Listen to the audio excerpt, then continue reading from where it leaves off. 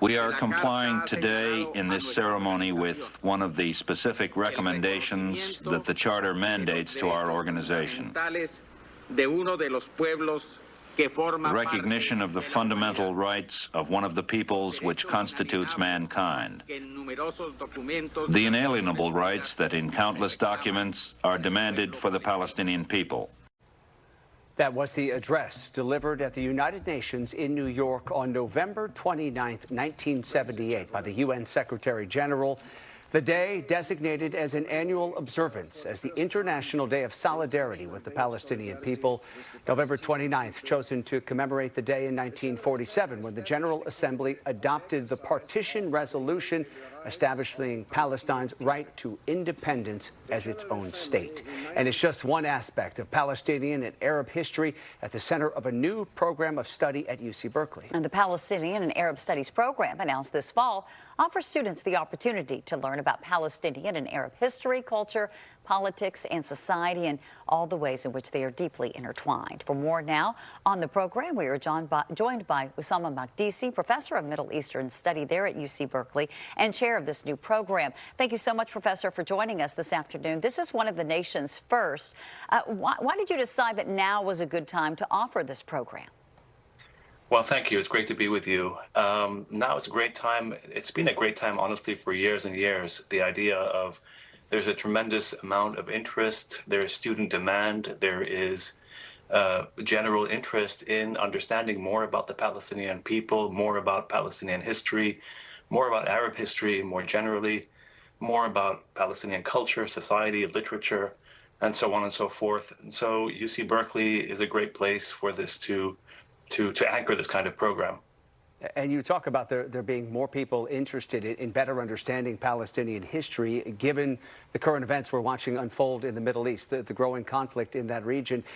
How do you feel like the courses in this program at UC Berkeley can kind of put today's events into some context?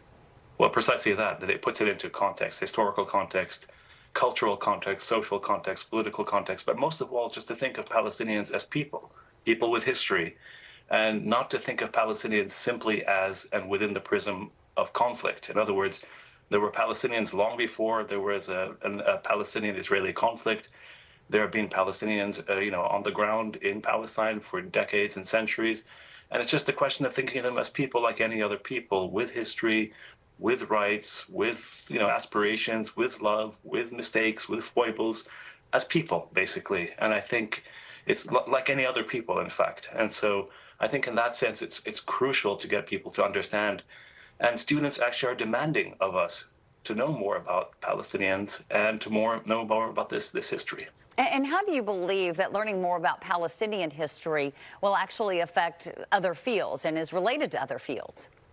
Well, in the sense that, the more you know about any people, frankly, the more you humanize any people and historicize any people, the more you know about yourself and the more you know about related histories of other peoples who in the past as well as in the present have been considered people without history, people without significant history, whether it's, Black Americans, whether it's Latinx, whether it's any people, frankly, who have been marginalized. Here is a chance and an opportunity for us to teach and for our students to learn about a people who have an extraordinarily rich and deep history.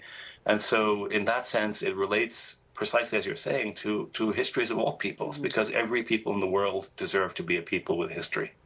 And this new program, we know, is sort of the culmination of years of planning and of philanthropy work. Can you talk a little bit about what it took to make this Arab Studies program a reality at UC Berkeley? Just a lot of hard work, and honestly, a lot of good faith, and a lot of interest on the part of the students, a lot of philanthropists and people who care about Palestine and care about humanity, frankly, and an administration here to give administration credit at UC Berkeley that was willing and open and understood the need and the demand of students to learn more about this part of the world and about the Palestinians. And so just putting in what our mission as a university, and a public university, is, in fact, to teach people about all peoples and all cultures around the world. And so I think it's been a long effort, long overdue, frankly, but I couldn't be more excited and more happy and more honored to be part of this program. Professor, though, was there some pushback to the installation of this program?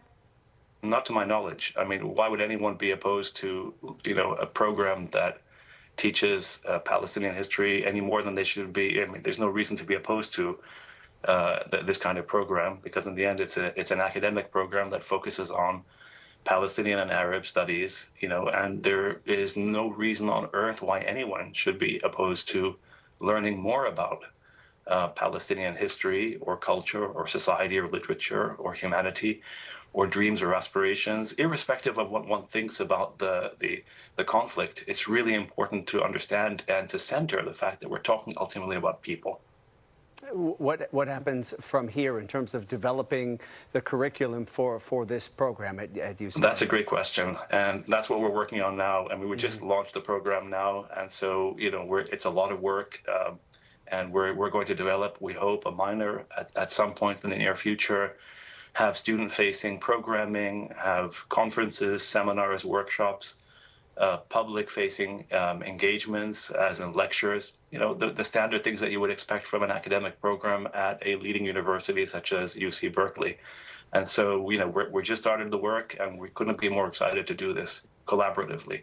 And as you mentioned, you are seeing that student demand. We'll really appreciate what you're doing, and thanks again for taking the time to talk with us about this very important new program. Thank you. Thank you so much for having me on.